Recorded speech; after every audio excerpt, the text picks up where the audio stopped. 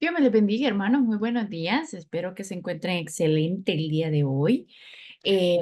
Muchas gracias para los que me han mandado sus respuestas. Ya recibí dos, me faltan como cinco, pero igual, qué bendición de que todos estemos aprendiendo y que vayamos sacando cosas de la Biblia que uno dice, pues esto pasa en este momento, que muchas veces decimos sí, sí, pero no lo tenemos como totalmente claro. Entonces, pues gloria a Dios porque todos estamos aprendiendo, gracias a mis hermanas que han entregado su tareita, hermana Ivonne hermana Dorina, muchas gracias de verdad, que no es para que los otros se sientan mal, sino que para que se pongan las pilas y no, para realmente que saquemos de esas dudas de nuestro corazón, que a veces vamos, evangelizamos, hablamos de la palabra de Dios y pues hay personas que como nosotros tenemos esas dudas y nosotros, gracias a Dios, tenemos la oportunidad de aclararlas con la Biblia, pues igualmente hay que seguir adelante y seguir aprendiendo y guardar estas cosas en nuestro corazón para poder compartirlas. Así que mis hermanos, vamos a inclinar nuestro rostro, encomendar esta palabra, esta clase al Señor, que sea Él dándonos sabiduría, inteligencia para que no se hable lo que no es de Él, lo que no le agrade y todo lo que aprendamos sea para su gloria y honra. Amén. Cierra sus ojitos. Padre, te damos gracias, Señor, por este día, por tu bendición y cuidado, Señor, porque tú tienes a bien darnos un día más de vida, Señor. Te pedimos que seas tú quitando de nuestra mente, de nuestro corazón, de nuestro cuerpo, inclusive obstáculos que nos impiden estar atentos a tu palabra, tener esa gana. Quizás hay enfermedades que me han desmotivado, que nos han desmotivado. Señor, sé tú quitando todas estas cosas, Padre, para que seas tú siempre glorificándote en nosotros y que tu palabra siempre brille, que seas tú siempre hablando a nuestros corazones, no nosotros, no yo, no cualquier profesor ni cualquier predicador, sino que seas tú, Señor, hablando a través de cada uno que abre tu palabra y dice, pues vamos a aprender. Padre, gracias por todo, encomiendo a cada alumno de esta materia como los que no están en esta materia. Que seas tú bendiciéndoles, multiplicándoles y por esta congregación. En tu nombre santo Jesús hemos orado. Amén. Bien, pues vamos a dar inicio y nos vamos a compartir la clasecita. Creo que esta clase quedó un poco mejor estructurada. No soy maestra, pero vamos mejorando. Espero, hermanos, que ustedes vayan viendo también el progreso de cada una de las clases. No porque lo hagamos mejor, sino porque vamos aprendiendo más. Ese es el punto. Eh, Así que vamos a dar inicio. La semana pasada, recapitulando un poco, porque la vez pasada les hice la recapitulación, pero no tenía una diapositiva que me apoyara, vimos sobre la niñez de Jesús y Juan el Bautista, ese anunciamiento a Zacarías, a María, a José. ¿Se recuerda? Zacarías, padre de Juan. El número 2 vimos por qué el relato del nacimiento de Jesús y de Marcos, de Jesús y de Marcos, de Jesús en Marcos y Juan. ¿Por qué no hay? Eh, y hablamos de que no hay relato porque Marcos se dedica a dar una visión de Jesús como el Salvador y Juan se dedica a presentar a Jesús divinamente como la Trinidad, como el Verbo. Número 3, vimos cuál es la relación entre Juan el Bautista y Jesús, que hablamos un poco de que Juan pregonaba de que iba a venir alguien más que él y que del arrepentimiento de pecados y el bautismo. Y bueno, y Jesús que venía a cumplir esa promesa, ese perdón. Después hablamos un poco sobre la niñez de Jesús, de la cual no se dice mucho, de su adolescencia, que pues nació en Belén, pero él vivió más que todo en Galilea, en Nazaret, y después se muda a Capernaum, que de ahora vamos a ver un poco más a detalle eso. Después, como punto 5, hablamos del ministerio de Juan el Bautista y de Jesús. ¿En qué momento inicia el ministerio de Jesús? Cuando él se bautiza. Este momento, el encargado del bautismo de Jesús es Juan el Bautista, y bueno, las palabras que menciona el Padre en el momento que es bautizado, y se bautiza Jesús por identificarse con los pecadores en el sentido de que él no era pecador, pero era la muestra de que esto que estoy haciendo yo, esto lo tienen que hacer ustedes. Yo soy santo, y bueno, no lo dice él así, pero él es santo, pero ese arrepentimiento quiero que ustedes tengan porque quiero que hagan lo que yo hago. ¿Sí? Entonces el maestro y discípulo y dejó muchos discípulos. Entonces ese es el principio del ministerio de Juan, pues que él bautizaba, y Jesús cuando se bautiza. Y después hablamos del bautismo en agua. Y les dejé las preguntas. ¿Cuántos bautismos hay? ¿Qué significan? ¿Y cuál salva?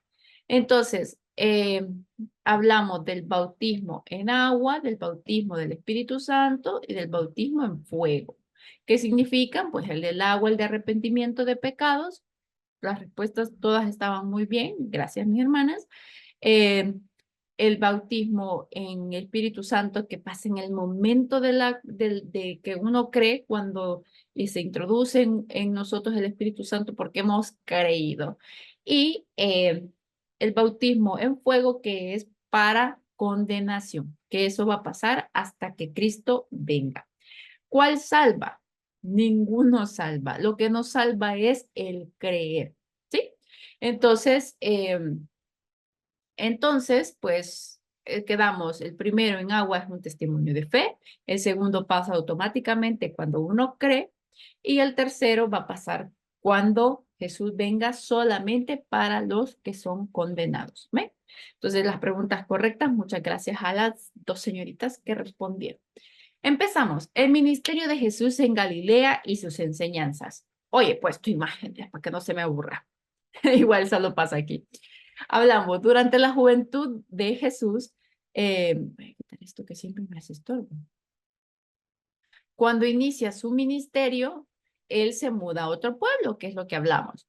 Deja Nazaret, donde vivió su niñez, que hablamos de qué significaba Nazaret, que eran personas buenas, ¿se recuerda? Y viene y habita en Capernaum, que era una ciudad marítima en la región de Zabulón y Neftalí. Ahora, tanto como yo me lo he preguntado, mucha gente se lo ha preguntado, ¿por qué Jesús inicia su ministerio en Galilea y elige Capernaum como lugar de operaciones y hogar? Capernaum tiene el nombre de Cafarnaum, Cafarnaum o Capernaum. En hebreo es Naum, el pueblo de Naum, y era un pueblo pequeño en Galilea. Después vamos a ver un mapa a las orillas del mar, que también es llamado Tiberíades o Kineret, ¿verdad? Había un lago ahí que se desprendía del mar. Entonces, por todos es conocida como la ciudad de Jesús, nombrada en el Nuevo Testamento. Este fue uno de los lugares elegidos por Jesús para transmitir su mensaje. Y aquí nos da un par de datos geográficos, que se encuentra a 2,5 kilómetros de Tabga y a 15 kilómetros de las ciudades de Tiberíades, en el noroeste del lago. Este pueblo se confirma que es donde estuvo Jesús porque es mencionado en los 4 evangelios. Y aquí están todas las citas. En todas estas se mencionan que estaban lugares cercanos, era un lugar cercano de donde proveían los apóstoles. ¿Quiénes apóstoles? Simón Pedro, Andrés, Santiago y Juan, así como Mateo. Digamos que 5 apóstoles vivían en la cercanía de esta ciudad. Entonces, el Evangelio de Cristo fue predicado iniciando en Capernaum. Y Capernaum es una ciudad muy estratégica y se encontraba camino a Damasco, camino de Damasco a Jerusalén y en medio de Egipto. Vamos a ver un mapa.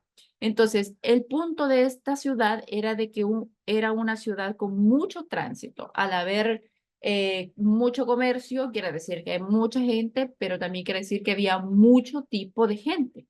Entonces, habían personas que llegaban ahí, hacían sus negocios, se quedaban a descansar, se iban, venían de todas las naciones, de clases sociales, con intereses, ricos, pobres, llevaban sus familias, otras naciones. Entonces, estratégicamente, Capernaum era un lugar lleno de gente donde se podía predicar la palabra. Ahora, aquí está el mapa que les quería mencionar. Vamos a ver el ministerio en Galilea. En esta parte aquí arriba, vean Nazaret, ¿sí? Y aquí está Galilea, aquí donde está el puntote rojo. Después vamos a hablar de la Decápolis, que es toda esta aquí a la derecha, la amarilla, y ahí está el mar de la Galilea. Entonces el río, si se fija, pasa acá en medio. Y acá es de donde venía, pues, por eso dice, de las otras ciudades cerca de Tiberias, que quiere decir que todas estas personas que estaban en esta parte de arriba, pues, escuchaban, estaban cerca, pero todos venían por intereses económicos.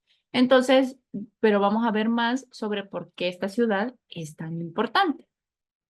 Si se fija, aquí tenemos a Nazaret a la par del punto rojo. Galilea, el centro. Tenemos el río que pasa, tenemos el mar de Galilea, tenemos a Tiberias y arriba de Tiberias, Magdala, arriba tenemos a Genazaret y tenemos a Capernaum. O sea que Capernaum estaba a la orilla de el mar. ¿Sí? Entonces, pues para que nos ubiquemos un poco, ¿por qué también era estratégica esa ciudad? Entonces, después de que Jesús es bautizado por Juan y ayuna 40 días, él regresa a Galilea, ¿verdad? Ese es el principio. Él, como que el broche es el bautismo y después regresa a Galilea a iniciar su ministerio. Uno puede suponer, que es lo que estamos discutiendo, que la sede podría ser en la capital de Israel, ¿verdad? Ahí era el centro religioso, ahí estaban los fariseos, cualquiera diría, me voy a ir a meter al centro, porque este es el pueblo, ¿verdad? Lo más importante. Entonces, lo que pasa es que no se tenía el conocimiento de que tenía que haber un cumplimiento profético. Ahora, como dice aquí, a pesar de esto, Jesús no se estableció allí, que está hablando ni en Jerusalén, ni en otra parte de Israel, sino que viene él y se establece en Galilea. Entonces, Mateo explica la razón. Si nos vamos a Mateo 4, del 12 al 16, leemos y dice, cuando Jesús oyó que Juan estaba preso, volvió a Galilea y dejando a Nazaret, vino y habitó en Capernaum, ciudad marítima en la región de Zabulón y Neftalí, para que se cumpliese lo dicho por el profeta Isaías, cuando dijo, tierra de Zabulón y tierra de Neftalí, camino del mar al otro lado del Jordán, Galilea de los gentiles. El pueblo asentado en tinieblas vio gran luz, y a los asentados en región de sombra, de muerte, luz les resplandeció. Entonces, tanto Capernaum como Nazaret están dentro de Galilea. Si se fija, toda esta parte roja. Solo que Galilea, Nazaret está a una esquina y Capernaum está, pues, frente al mar, ¿sí? Entonces, y toda esta parte corresponde a la tribu de Zabulón y Neftalí, lo que se les fue entregado allá en el Antiguo Testamento. Entonces, esta es una región que contaba con un área fértil para cultivos porque estaba frente al mar. Y como decíamos antes, este territorio era clave porque tenía rutas comerciales, tanto que este recorrido era conocido como Vía Maris, que conectaba a Egipto con Babilonia. Isaías la llama Camino del Mar y se le llamaba así porque bajaba por la costa del Mediterráneo, siendo principalmente una región agrícola comercial. Galilea no se caracterizaba por su espiritualidad, sino que era como conocida como la Galilea de los gentiles. Me voy a detener un poquito ahí. Gentiles, todo aquel que no es judío. Y estamos hablando que era un lugar lleno de muchas naciones, mucho comercio, muchos intereses propios. Entonces había judíos, ¿verdad? Claro, porque ahí era un asentamiento de las tribus, pero había mucha combinación de todo. Entonces era una Galilea gentil, había mucho gentil. Eh, Dice, Galilea no solo tenía el tránsito continuo de gentiles por la Vía Maris, sino que fue la región donde se asentaron otros pueblos gentiles tras la invasión de Asiria en el 740 a.C. y se mezclaron con los pocos israelitas que quedaron. Entonces tenemos una mezcolanza de cosas y ya sabe usted que nada pasa por casualidad, todo Dios tiene planificado y él quería estar ahí porque era plan eh, profético, ¿sí? Como lo leímos anteriormente, que tenía que estar en una región de Nahum y Zabulón, ¿sí? Zabulón y de Neftalí. En el tiempo de Jesús, muchos judíos vivían en Galilea, pero también había presencia de gentiles. El lago de Galilea tenía influencia al oeste, donde se encontraban pueblos judíos como Tiberias, Magdala, Genezaret y Capernaum, que son justo las que vimos alrededor hacia arriba del mar de Galilea. Entonces, estos se encontraban en la región del Decápolis, que significa 10 ciudades. Decápolis, Deca, 10, polis, ciudades. Entonces, cuando Alejandro Magno conquista la región, se le asignó el área de este lago y río del Jordán a 10 fieles soldados, no solo como herencia, sino que para que establecieran su cultura helénica e influenciaran a la región. Entonces, tenemos que el punto importante por el que Jesús tenía que estar en Galilea es porque era un punto de cumplimiento profético. Sabemos de que Jesús tuvo que cumplir con todas y cada una de las profecías dadas en el Antiguo Testamento, porque si fallaba una, entonces no era. Entonces, claramente, Jesús tenía a pie de la letra, iba a cumplir cada una de ellas porque era el plan divino de Dios. Entonces, él tenía que estar en, en esta área de Galilea, que casualmente habían muchos gentiles, casualmente, había muchos gentiles, había todavía instalación de romanos, había cultura helénica, había mucho comercio, pero todo esto era estratégico. Ahora, empezamos. Punto número 1, el fundamento del ministerio de Jesús. A pesar de toda la influencia que había, él se estableció allí, como manda la profecía en Isaías 9 del 1 al 2.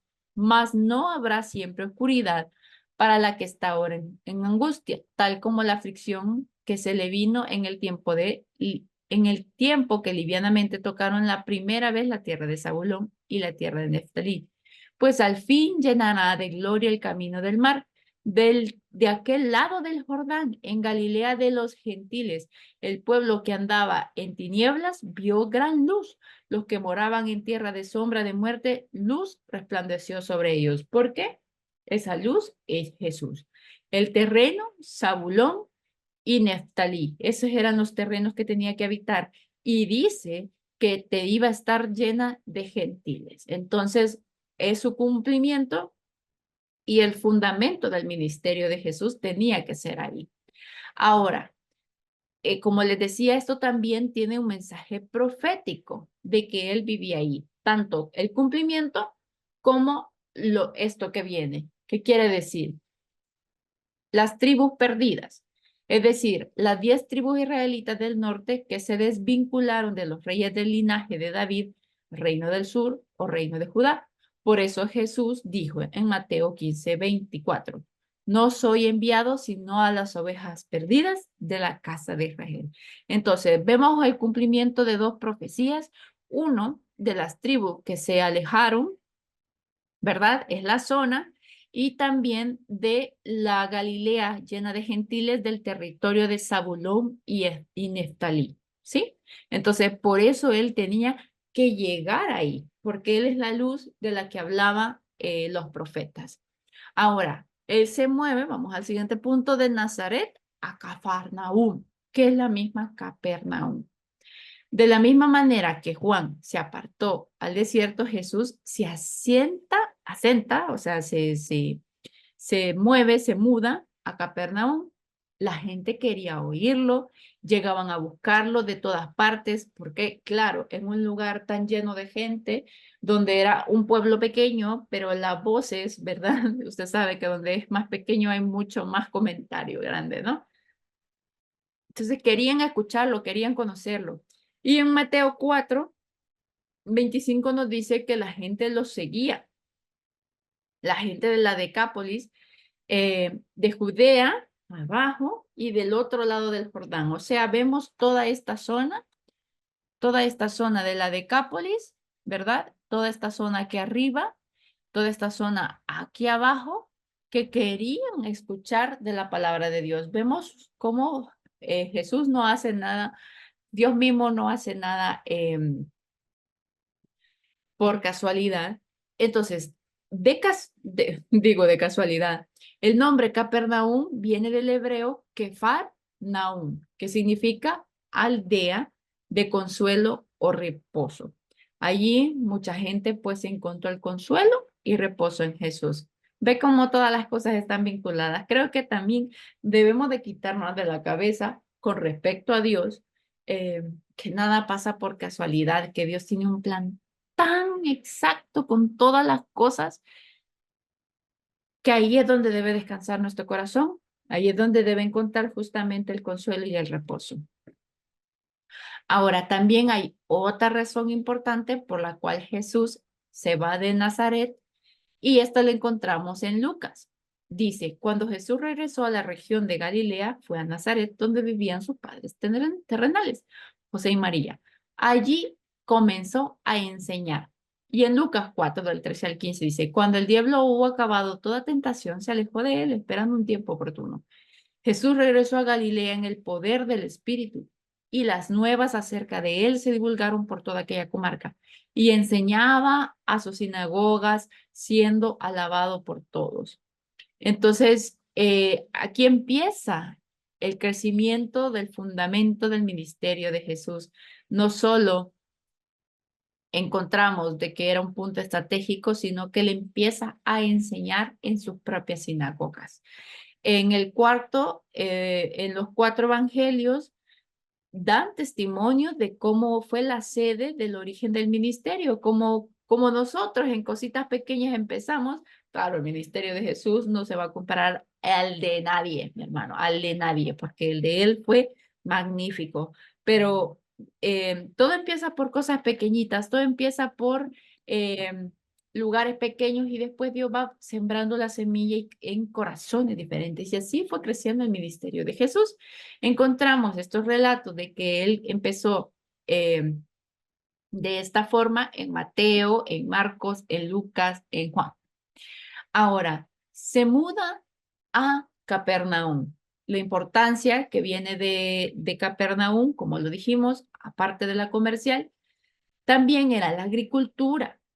Era fabricante, habían fabricantes de utensilios de piedra, arcilla, vidrio, había comercio, y de hecho arqueológicamente se han encontrado piedras, arcillas, molinos, también granos, aceitunas, ollas, platos. O sea, tenemos constancia histórica, no solo lo que nos dice la Biblia, sino arqueológicamente de la zona que era, y de cómo se vivía en esa ciudad en esa época. Entonces, Capernaum se ubica en una de las rutas comerciales más importantes, con tierras fértiles que lo rodeaban y mucha pesca, que eran las que atribuían a su crecimiento. No era un pueblo más, era un pueblo con las características adecuadas por gente de diferentes naciones para llevar y traer mercancías. Era un pueblo que se servía de descanso a los viajeros, y era un pueblo donde había mucha oscuridad espiritual, lo que se puede deducir por la cantidad de endemoniados que habitaban allí, porque fue un pueblo con mucho movimiento. Por eso la luz brilló más en Capernaum. Me gusta porque, aparte de esto que decimos que Dios tiene el control, eh, cada cosa que Dios controla siempre viene con una bendición, ¿sabe? ¿Qué ciudad más bendecida cuando Él llegó? pero también en todo lugar donde Jesús mora, que tiene que morar en el nuestro, en nuestras vidas, pues ahí también va a ser de bendición y no es casualidad. Y nosotros también somos parte estratégica del ministerio, del crecimiento de la iglesia, porque llevamos la palabra a otros. Entonces, es bien bonito como ir comprendiendo un poco y viendo más allá de lo que podemos ver de una lectura rápida, que siempre bendice, pero cuando usted estudia con corazón abierto, pues comprende un poco más. Ahora, regresando a Capernaum, sabemos que era una población pequeña, que no pasaba de más de 1000 personas aproximadamente, pero al estar a las orillas, pues tenía tipo de gente de todos lados. En Capernaum se recaudaban muchos impuestos y ahí vivía un alto oficial del gobierno romano que mucho después le ruega a Jesús sanar a su criado. Ahora, en los días del Mesías abundaban la palmera y el olivo. Habían huertos, viñedos, campos verdes y abundancia de flores para matizarlos alegremente, o sea, para darles otro sabor. Todo regado por arroyos cristalinos que brotaban de las peñas. Las orillas del lago y los collados de lo que lo rodeaban a corta distancia estaban tachonados de aldeas y pueblos, o sea, llenos. El lago estaba cubierto de barcos pesqueros. Por todas partes se notaba la agitación de una vida activa. Y esto me gusta porque lo vamos a ver ahorita. Para resumir, son varias, o para agregar más bien, son varias partes, razones por las cuales Jesús se ubica a Capernaum, ¿verdad? Una, había mucho pescador, mucho pescado, mucha agua. Pues 4 de sus apóstoles eran pescadores, ¿sí? Que ya los mencionamos. Las escrituras dan que también una de las razones era lo de la profecía, que vimos que señala exactamente la zona de Zabulón y Neftalí, donde tenía que él llegar a ser luz sobre los gentiles. Capernaum también representaba el lugar estratégico, porque era una región lejana de Jerusalén y de Cesarea, que también tenía la capital romana de estos hombres que se establecieron ahí, y era una zona un poco menos vigilada, un poco menos controlada, eh, y a Juan lo habían conducido a la cárcel. Entonces, había que encontrar un lugar donde fuera posible llevar el evangelio. Y qué mejor lugar que aquel que abría las vías para una gran cantidad de personas y de creencias, porque ellos necesitaban escuchar la palabra correcta, ellos necesitaban encontrar la verdad en medio de tantas mentiras. Entonces, recapitulando, uno, es estratégico porque Capernaum se encuentra a la orilla del mar, habían muchos pescadores y 4 de sus apóstoles eran pescadores. Dos, porque cumple la profecía de la zona en la que iba a llegar la luz, que era la zona de Neftalí y Zabulón, que se les fue dado a ellos. Capernaum representaba la zona estratégica porque iba a llegar a derramar su palabra en un lugar donde no fuera apresado. ¿Sí? Cuando ya ven, cuando se va acercando a la zona de Jerusalén, entonces es que los fariseos se enojan y dicen que andan hablando. Entonces tenía que empezar como de afuera para poder hacer ruido hacia adentro. Entonces, pues, y había mucha gente de todo tipo que necesitaba escuchar.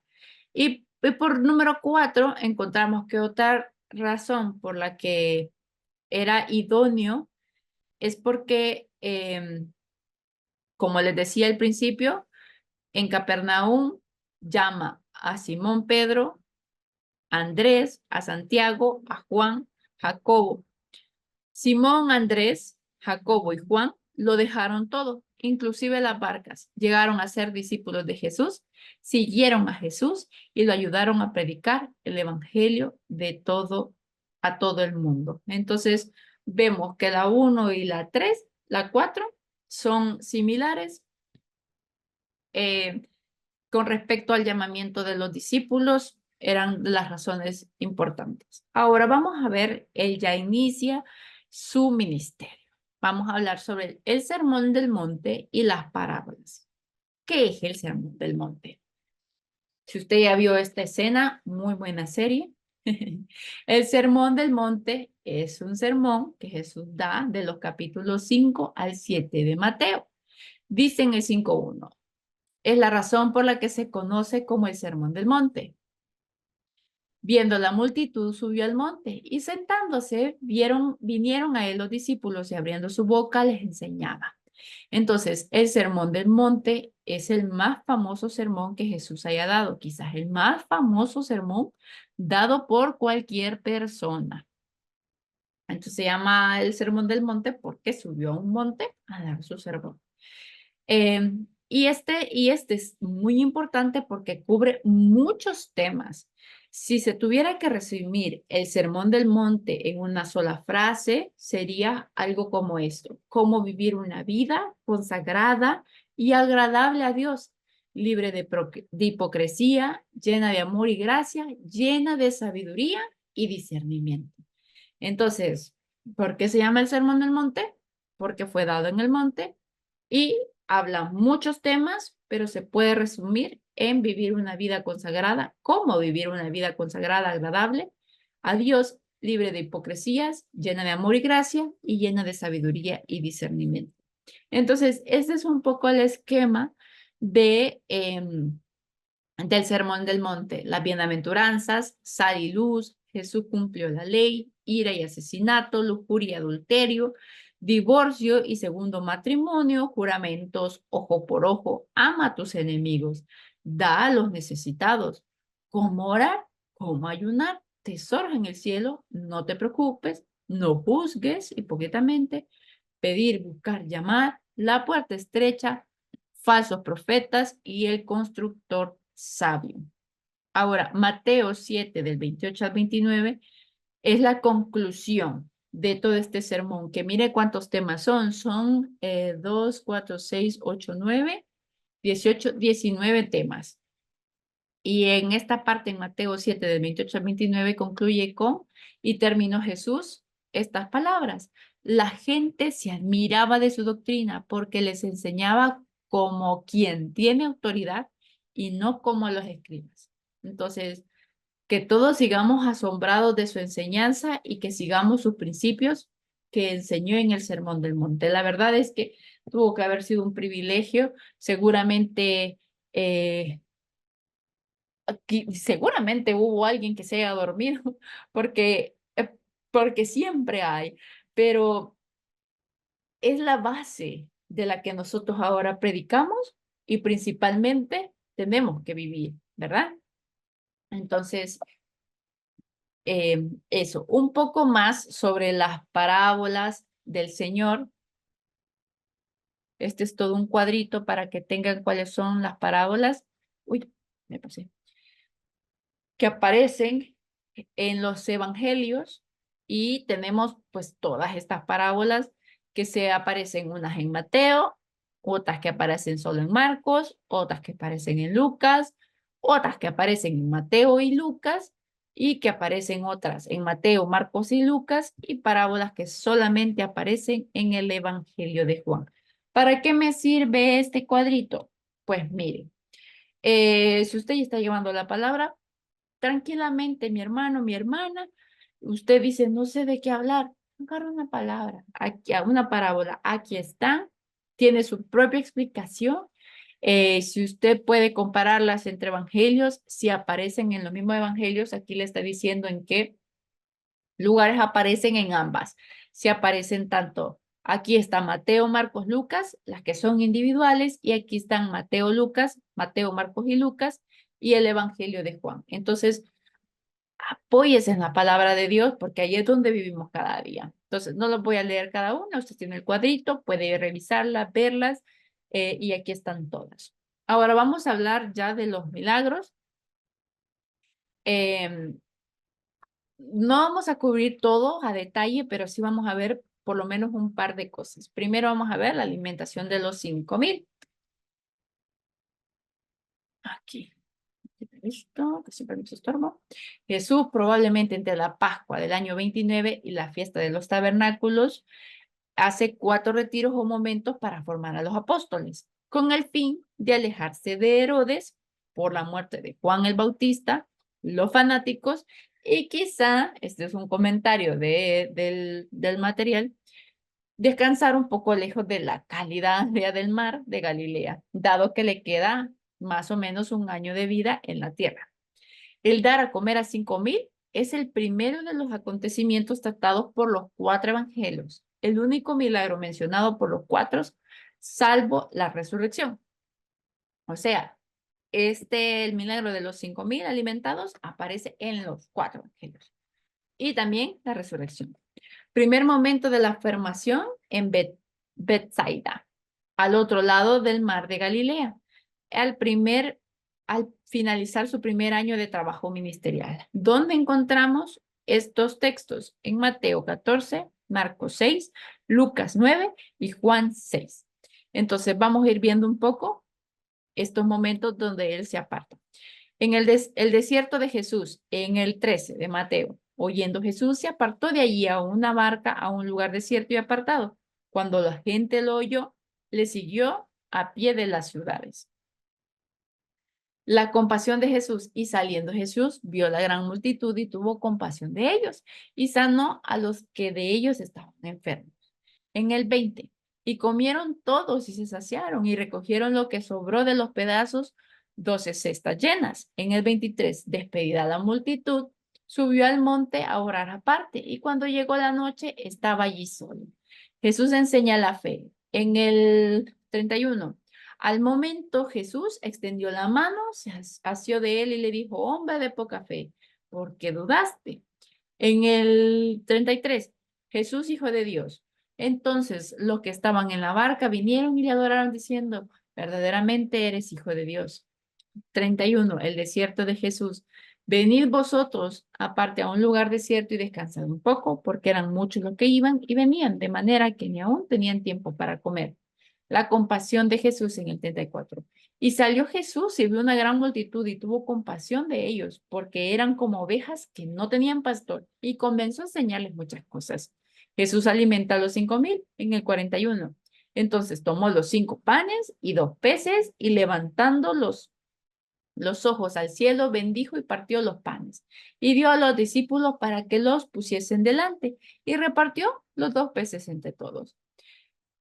En el 46 Jesús ora y después que los hubo despedido, se fue al monte a orar. Jesús enseña el endurecimiento de corazón. 52, porque aún no habían entendido lo de los panes, por cuanto estaban endurecidos sus corazones. Jesús les da de comer para predicar del reino de Dios. Habiendo reunido a sus discípulos, les dio poder y autoridad sobre todos los demonios y para sanar enfermedades, y los envió a predicar el reino de Dios y a sanar enfermos. Entonces, cada uno de los versículos que hemos visto son parte de las partes que estamos hablando sobre la alimentación de los 5,000 en los diferentes evangelios, cómo Jesús se aparta para enseñarles, darles lecciones a los discípulos. Continúa la misericordia de Jesús en el 11, y cuando la gente lo supo, le siguió y les recibió y les hablaba del reino de Dios y sanaba a los que necesitaban ser curados. Y vuelve a ver a compartirse. Jesús alimenta a los 5,000 y comieron todos y se saciaron y recogieron los que les sobró, 12 cestas de pedazos. Jesús oraba aparte. Aconteció que mientras Jesús oraba aparte, estaban con él los discípulos y les preguntó, ¿quién dice la gente que soy yo? Entonces, aquí hay diferentes enseñanzas. Eran prueba a los apóstoles, señales divinas, el pan de vida que les estaba dando, la resurrección, la vida eterna y Satanás. Entonces, tenemos en este milagro muchas cosas de las cuales tenemos que aprender, pero podemos verlo a través de los evangelios, pero estas son destacadas las enseñanzas.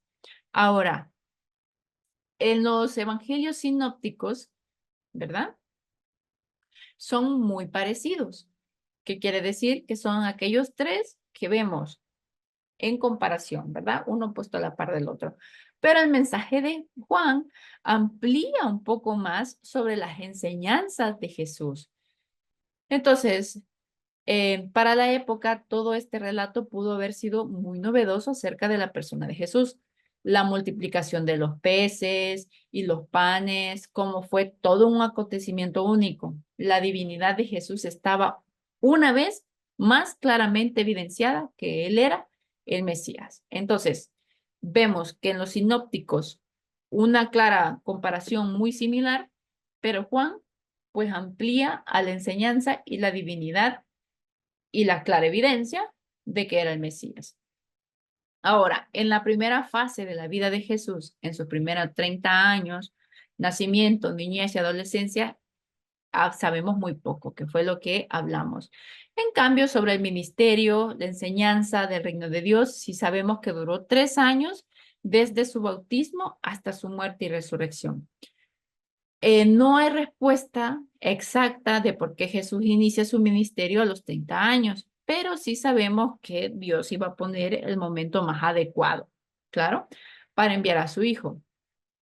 Y en Gálatas 4:4 dice, cuando vino el cumplimiento del tiempo, se cree, ¿verdad?, que Dios escogió a la edad porque era el momento más adecuado para el ministerio de Jesús y que posiblemente tiene que ver con la edad en que los judíos lo podían aceptar ya como maestro, que hubiese sido un muchacho de 19 años muy sabio, claro, pero la incredulidad del humano es mucho más grande, entonces eh, no lo hubiesen aceptado quizás. De hecho, hay dos partes importantes. Si usted se remite a número 4, usted puede ver que los levitas, los sacerdotes, no podían iniciar su ministerio hasta que tenían 30 años. Claro, Jesús no era levita y no estaba sujeto al reglamento, pero pues podría ser una de las razones. De hecho, en números, aquí lo leemos 4, del 1 al 3 dice, habló Jehová a Moisés y a Aarón diciendo, toma la cuenta de los hijos de Coat, de entre ellos los hijos de Leví, por su familia según las casas de sus padres de edad de 30 años para arriba, hasta 50, 20 años de ministerio. Todos los que entren en compañía para servir el tabernáculo de reunión. Y también un punto importante que remarcar que David también comenzó a ser rey a los 30 años, pero tampoco era un requisito. Entonces, la Biblia sencillamente, como está remarcado aquí, no nos dice por qué, pero lo que sí sabemos es que Dios tenía todo perfecto. En cuanto a lo que Cristo hizo durante todo ese tiempo, o sea, del 1 a los 30, no nos dice más que en Lucas 2:52, que crecía en sabiduría, estatura y en gracia para con Dios y los hombres, ¿verdad? Dice Jesús mismo al comenzar el ministerio, era como de 30 años, hijo según se creía de José, hijo de Eli. Claramente el Señor Jesús, como conocedor de las Sagradas Escrituras, no podía haber comenzado su ministerio antes de la edad y como algunos sostienen, comenzó tarde por motivos culturales. Si eran estrictos como sacerdotes, y este es un comentario mío, propio mío de mi propiedad, que quizá también recuerde de que Jesús viene a cumplir el papel de sacerdote, de sumo sacerdote. Entonces, pues cabría en diferentes partes que la edad en la que él inicia su ministerio sea a los 30, ¿verdad? Y dice, bien, y qué bien hacerlo para finalizar su segundo año ministerial y tercer viaje de predicación por Galilea, en un desierto de Bethsaida para continuar con la formación particular de los apóstoles y los futuros cofundadores de la iglesia en medio del ambiente y con gente judía, su pueblo escogido. Aquí ya está hablando, remitiéndonos a la parte anterior sobre cómo se relatan los hechos de que se apartaba, oraban y cuando llegaba estaba toda la gente esperando, entonces les da alimento. Entonces eran como las evidencias de que Jesús iba preparando a sus discípulos. Ahora, hablamos de los 5,000, ahora vamos a hablar sobre la alimentación de los 4,000, que parecieran que es el mismo evento, pero no. Tenemos los panecillos y unos pocos peces. No son dos, pocos peces.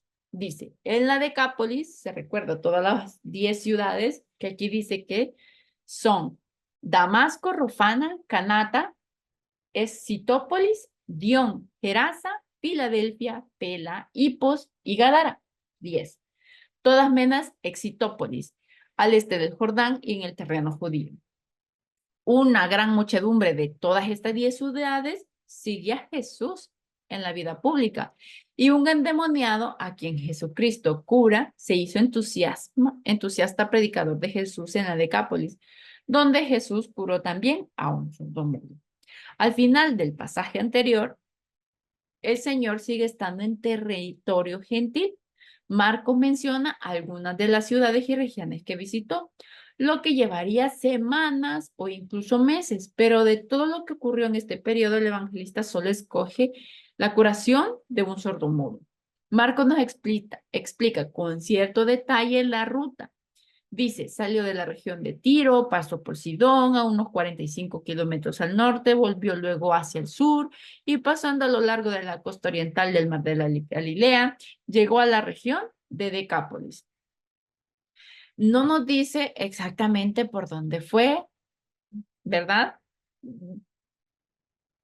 No nos dice por dónde fue, pero no a dónde iba. Notemos que nos dice, perdón, a dónde fue, pero no, me estoy confundiendo. Nos dice por dónde fue, pero no para dónde iba, ¿sí? Ahí está. De hecho, se nota que iba dando rodeos un poco porque no quería como llegar a lo concreto, sino que su propósito era mostrar de que había sido un largo periodo entre todas esas ciudades, esos lugares en los que habían dado con los apóstoles porque quería instruirles y dedicarse un poco a la misión antes de que él fuera llevado a la cruz. Si este era el propósito del viaje, podemos decir que finalmente dio su fruto, como se ve en el capítulo 8 de Marcos, que hace Pedro el gran descubrimiento de que Jesús es el Mesías. O sea, que todas las instrucciones, todo este tiempo que pareciera tiempo no muerto, sino que de lo que no tenemos nosotros registro, era para el crecimiento de los apóstoles. A los apóstoles se les hacía muy difícil entender lo que Jesús hacía, porque ellos también tenían sordera espiritual. Por eso era necesario que Jesús se los llevara aparte de las multitudes, porque les quería enseñar las bases. Y por eso, comentario aparte, la comunión que nosotros tenemos con Dios es individual, es muy nuestra. En la iglesia convivimos todos, pero ese encuentro cercano es en su casa o donde vaya, en el momento en el que usted esté a solas con Dios, ahí es donde pasa. Porque tanto como con los discípulos, Él trata personalmente con ellos y con nosotros, con nuestras mentes y con nuestros corazones para que se abran al conocimiento de Dios.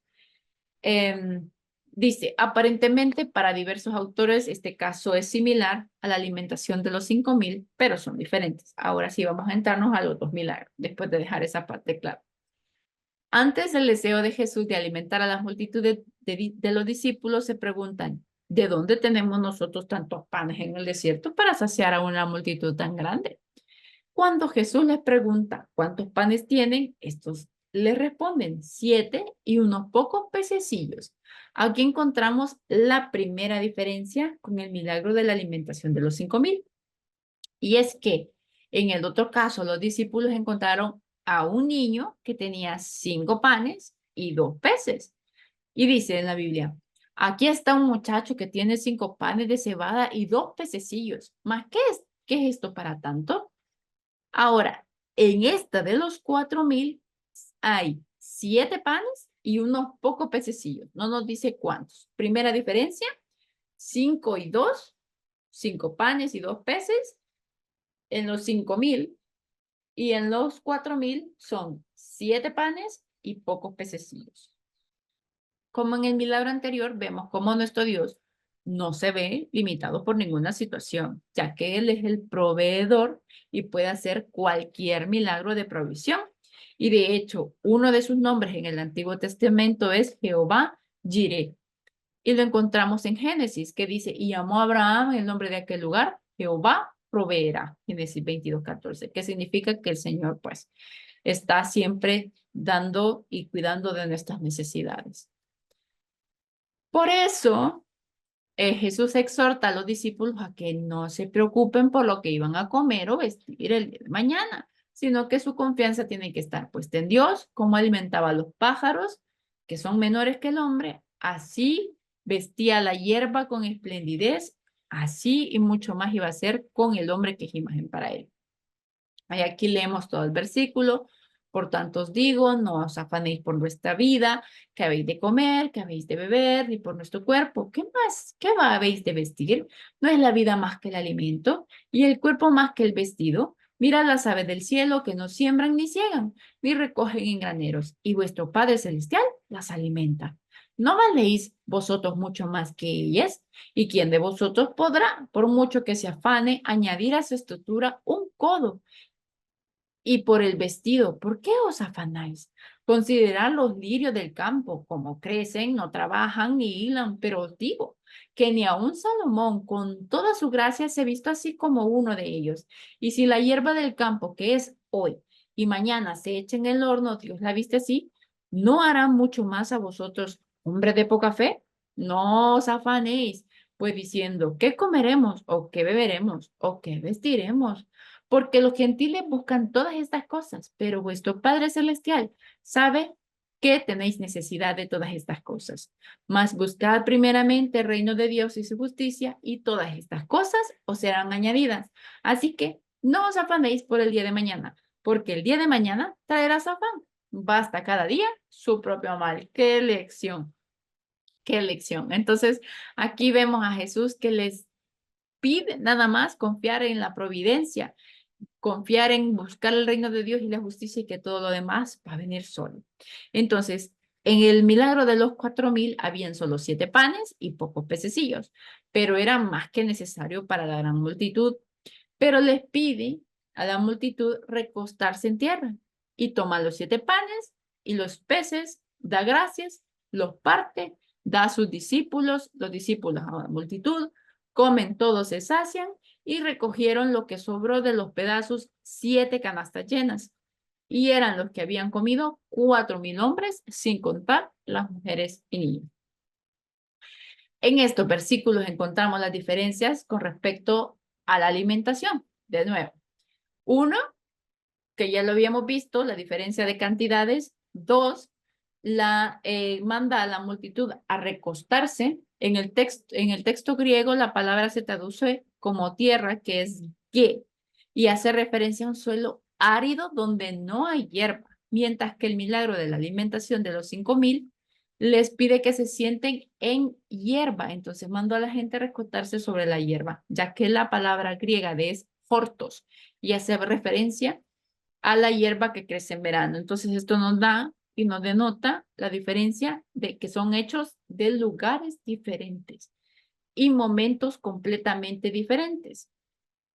Por lo tanto, no se puede asegurar que sea una repetición de los 5,000, porque en este caso, como dijimos, son diferentes cantidades, les da instrucciones diferentes de lugares diferentes y aún sobran diferentes cosas, sobran 7 canastas llenas. Primera diferencia, dijimos, eran las cantidades, 5 panes, 2 peces para los 5,000, para los 4,000 son 7 panes y un par de pececillos. Número 2, las instrucciones, siéntense en la tierra, siéntense para los 4,000 y siéntense en la hierba para los 5,000. Como tercero, ¿cuánto sobra? Aquí le sobran a los de 5,000, le sobran 12 cestas llenas y a los de 4,000, 7 canastas llenas de pedazos.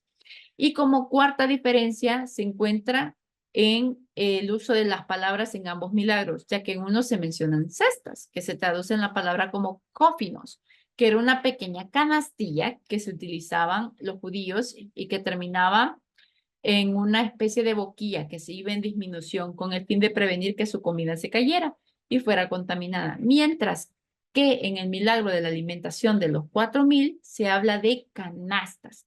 La palabra se traduce del griego como spuris y hace referencia a una canasta mucho más grande que la cesta que se menciona en el milagro de los 5,000.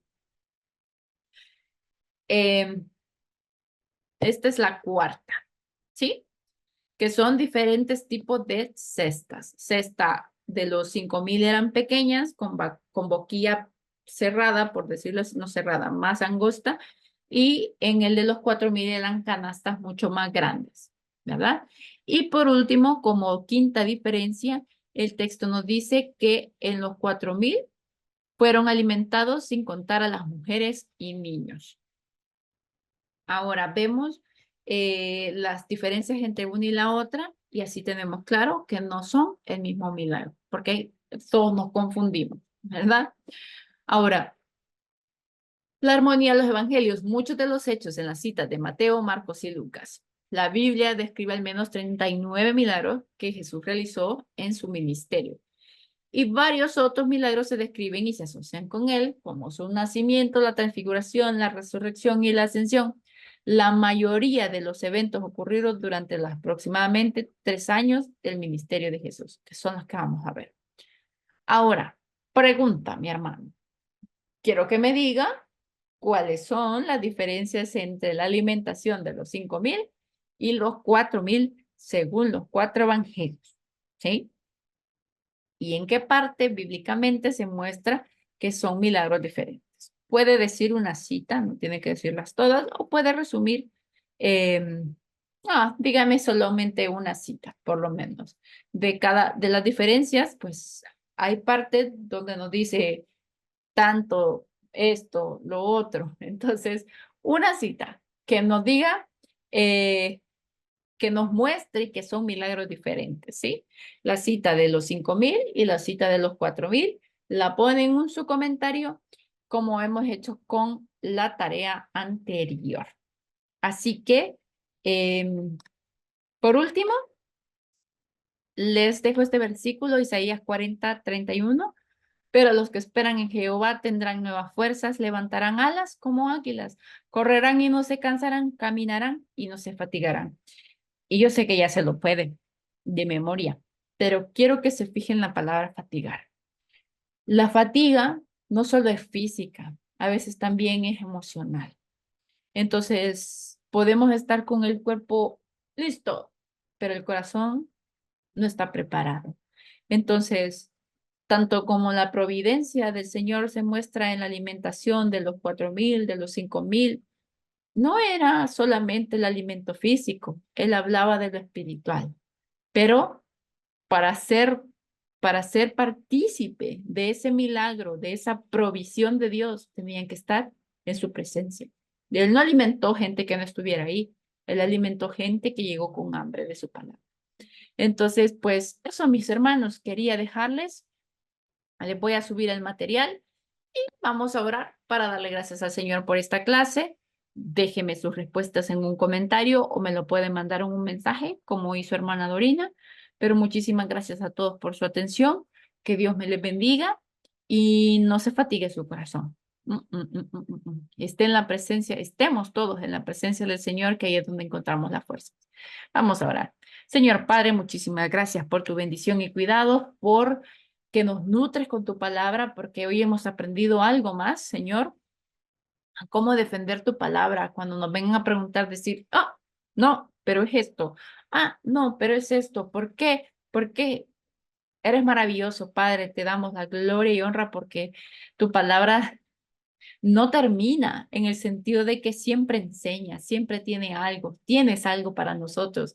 Gracias, Padre, por esa provisión espiritual que has alimentado a millones y millones y sigues haciéndolo y lo harás hasta que nos llames a tu presencia, Padre. Dios mío, te bendecimos, te glorificamos, te pedimos por cada uno de los ministerios de mis hermanos que están acá, porque todos tienen un ministerio, todos tenemos un ministerio. Señor, sé tú fructificando, quitando esa fatiga, dando ese alimento, Señor, para renovar nuestra fuerza día a día. Padre, gloria y honra sea para ti de esta clase de principio a fin. Y que las gracias que hay mañana, que viene la próxima semana, que ya terminamos todo, Señor. Que seas tú dando sabiduría siempre y que seas tú glorificándote en nuestras vidas. En tu nombre santo Jesús, oramos por toda la congregación, por todas esas necesidades, esas enfermedades, esas malas noticias, esas buenas noticias también. Que seas tú bendiciendo, Señor, y dando paz en esos corazones. En tu nombre santo Jesús oramos. Amén.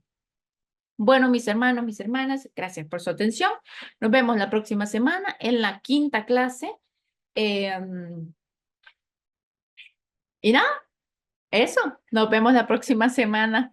Vamos a hacer lo posible de hablar un poco ya de la última parte del ministerio de Jesús, que ya es pues su muerte, un poco la transfiguración, esos temas principales, para tratar de cubrir lo más que se pueda, pero sabemos de que en 5 domingos o sábados no es suficiente. Pero muchas gracias por su atención, muchas bendiciones y un fuerte abrazo. Saludos.